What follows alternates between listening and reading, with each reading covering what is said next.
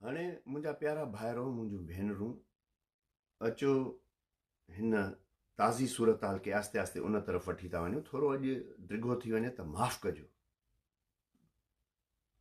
मक़सदु आहे सम्झणु ऐं सम्झाइणु। कंहिंजी बि दिलि आज़ारी नथो करणु चाहियां। कंहिंखे बि मूंखे कंहिंखां बि नफ़रत न आहे। यकीन ॼाणो त मूंखे पंजाब खां बि नफ़रत न आहे। ज़बरदस्त कल्चर आहे, ज़बरदस्त क़ौम आहे, होशियारु क़ौम आहे ऐं जेको आहे पंहिंजी मर्ज़ी सां जीअनि, ख़ुशि हुजनि। असां कहिड़ो एतिराज़ु आहे? अकेला रहनि, हुननि पंहिंजे सिख पंजाबी भाइरनि सां मिली रहनि, असांखे कहिड़ो एतिराज़ु आहे? मां त पर्सनली पंजाबियुनि जी शाइरी, उन्हनि जो फोकलोर, उन्हनि जो जेको दानेश्वर लॾो आहे, उन्हनि खे ॿुधंदो आहियो। जेको सही दानेश्वर जी ॻाल्हि त मूंखे पंजाबियुनि सां का नफ़रत न आहे। साईं जेम्स खे बि न हुई। नफ़रत कंहिंसां बि न रखणु खपे। इंसाननि खां नफ़रत नथी करे सघिजे, कंहिंखां बि नफ़रत नथी करे सघिजे। इख़्तिलाफ़ करे सघिजे थो, इख़्तिलाफ़ राय रखे सघिजे थी, मुखालफ़त करे सघिजे थी, अपोज़िशन करे सघिजे थी, पंहिंजे हक़ जे लाइ जिदोजहद करे सघिजे थी, पंहिंजे दिफ़ा में रेज़िस्ट करे सघिजे थो, पर नफ़रत न।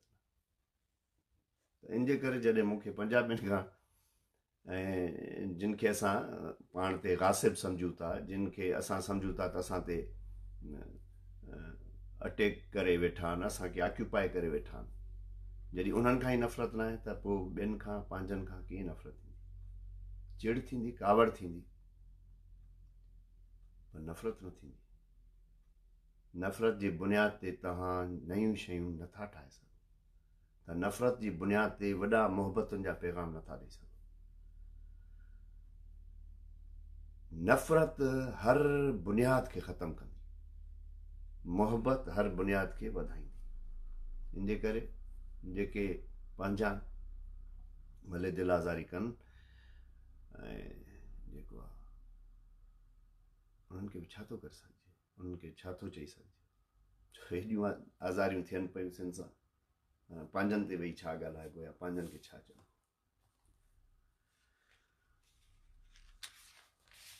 हाणे लतीफ़ साईं चयो आहे त अल्लाह ॾाही मथियां जो ॾाहियूं ॾुख ॾिसनि, मूंसां मुंहुं पिरिन भोराईअ में भाल खे।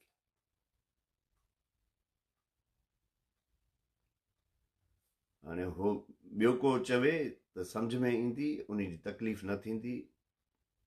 पंहिंजो को जेकॾहिं को तंज़ जो गुलाब बि हणंदो त उहो असांखे फटे विझंदो। सो पंहिंजनि जी तकलीफ़ माण्हू खे वधीक थी थिए ऐं उन जे करे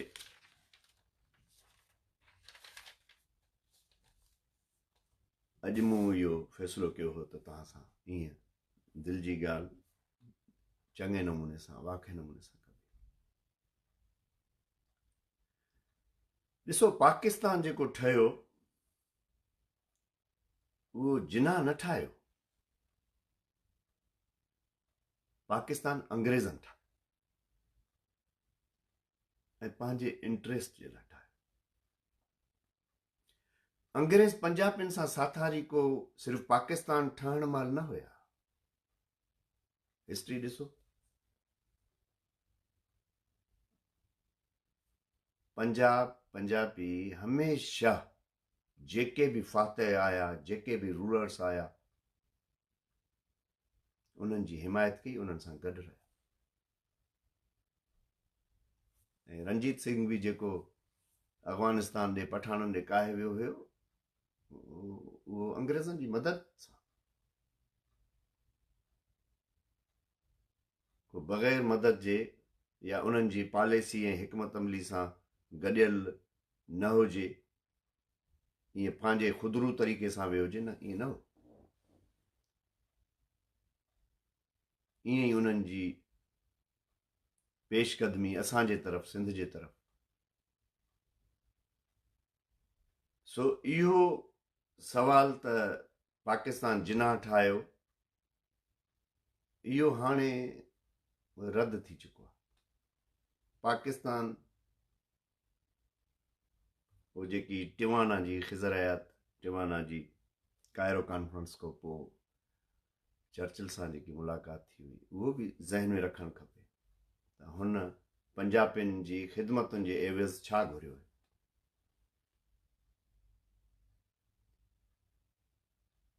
ऐं साॻे तरीक़े सां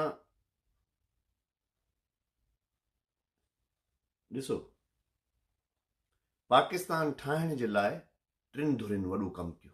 माना जेके वीचारियूं पंहिंजे इनोसेंस में जेके टे धुरियुनि कमु कयो, मासूमाना तरीक़े सां उन्हनि खे इस्तेमालु कयो वियो, मासूमाना तरीक़े सां, जंहिंमें सिंध, बंगाल ऐं कादियानी हुया, कादियानी अहमदी।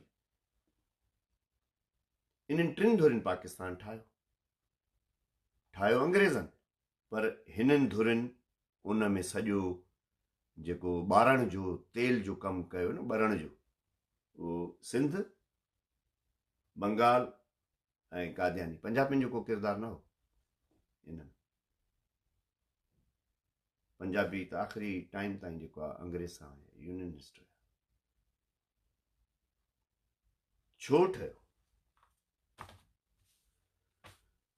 हाणे ही अहिड़ा इलाही किताब आहिनि, पर ही वॾो अथेंटिक किताबु आहे। जेकॾहिं केरु हे तव्हांखे मथां उबतो जेको आहे सम्झ में अचे, छो जो हे मां ईअं हिनखे फ्रंट हुन ते लॻायो आहे कैमरा ते, त इन जे करे हे मथां तव्हांखे उबतो अचे। हिन किताब जो नालो आहे the shadow of the great game, the untold story of India's partition. हे एडीसी हुयो माउंट बेटन जो, नरेंद्र सिंह सरेला उनजो फर्स्ट एडीसी हुयो, उनजो लिखियल किताब आहे। बेसिकली हिन किताब में सॼी जेके बि डॉक्यूमेंटेशन थी आहे उन दौर जी, ख़तो किताब जेके इवेंट्स थिया आहिनि उहे। ऐं असांजा कई दोस्त, कई माण्हू ईंदा आहिनि जॾहिं उते इंग्लैंड में, को बि सिंधी अची सघे थो, त ब्रिटिश लाइब्रेरी में हाणे 80%, ऑलमोस्ट 80% डॉक्यूमेंट्स अबाउट सिंध जेको आहे, क्रिएशन ऑफ पाकिस्तान जेको आहे, उहे अनक्लासिफाइड थी चुका। हिते वॾनि मुल्कनि में इहो रवाजु हूंदो आहे त 30 सालनि खां पोइ, 35 सालनि खां पोइ डॉक्यूमेंट्स खे पब्लिक कयो वेंदो आहे। त ब्रिटिश लाइब्रेरी में कोई बि अची उहे सॼा डॉक्यूमेंट्स कढे ऐं उन शइ खे ॾिसे त कीअं कलकत्ते खे बंगाल खां टोड़े इंडिया में रखियो वियो, ऐं बर्तानिया खे कहिड़ा ॿ अहम स्ट्रेटेजिक पोर्ट्स खपनि पिया, जंहिंमें मोस्ट इम्पॉर्टेंट जेको कराची पोर्ट हो, सिंध जो पोर्ट हो, ऐं कीअं जेको आहे सिंध जे साईं जेम्स खां वठी उन्हनि नेशनलिस्ट कुवतुनि सां या कॉम्परस्तनि सां या जिन मुस्लिम लीग सां पोइ 46 में ई जेको आहे हो झेड़ो कयो, या जेके माण्हू बिल्कुलु हिंदुस्तान सां या पाकिस्तान सां ॻंढिजणु न चाहिनि पिया, सिंध जी उन ई इंडिपेंडेंट सॉवरन हैसियत खे बरक़रार रखणु चाहिनि पिया, जंहिंमें अंग्रेज़नि अची सिंध खे फतह कयो हुयो, कीअं उन्हनि कमीशननि खे मनह कयो आहे, उहे करस्पॉन्डेंस, उहे लेटर्स, उहे सभु शयूं ब्रिटिश लाइब्रेरी में मौजूदु आहिनि। पर हिन किताब खे पढ़ण खां पोइ उहे साॻिया डॉक्यूमेंट्स हिन में उन ॾिना। तव्हां पढ़ंदव तव्हांखे सॼी सीनेरियो सम्झ में अची वेंदो, इवन मौजूदा पाकिस्तान जो हाणे जो, त कीअं इंपीरियलिस्ट कुवतूं, साम्राजी कुवतूं कीअं सिंध खे अञा बि